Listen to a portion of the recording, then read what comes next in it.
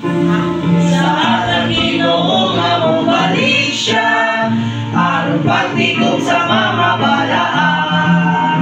Sa usa ka pagbilog kita alitan, sa mahimaya o business sa kasal. Unya kita sa nalino sa mga sa pagkago sa Ginoo. Pagkatao umabot ni manandugo, umaguyo sa himaya. Ang pinili sa Ginoo, pagsiguro gato sa iya puloy hayang. Siya sugay mabalo sa kakalalaman dito sa langit nung kasal. Sabi niya mabasa na mo balik siya, isupat sa silangan o kasapan.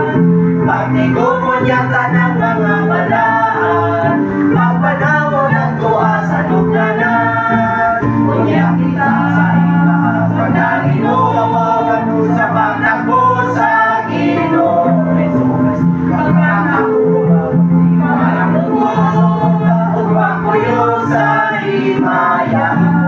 Ang pinili sa Ginoo, ang siguro gato sa iyang puloy hayang. Siyang sugay mabalo sa katangalan dito sa langit nung kasal.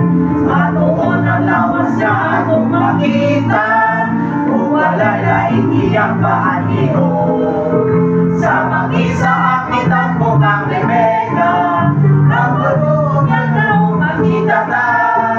Unya kita sa itaas na lino, pamano sa pagdako sa Ginoo.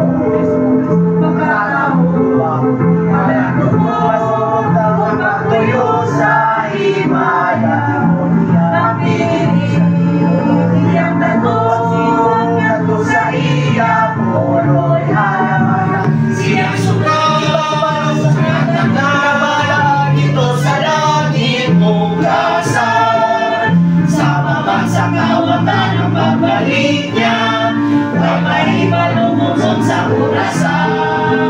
Pagpantay mayaon niya ikalitan,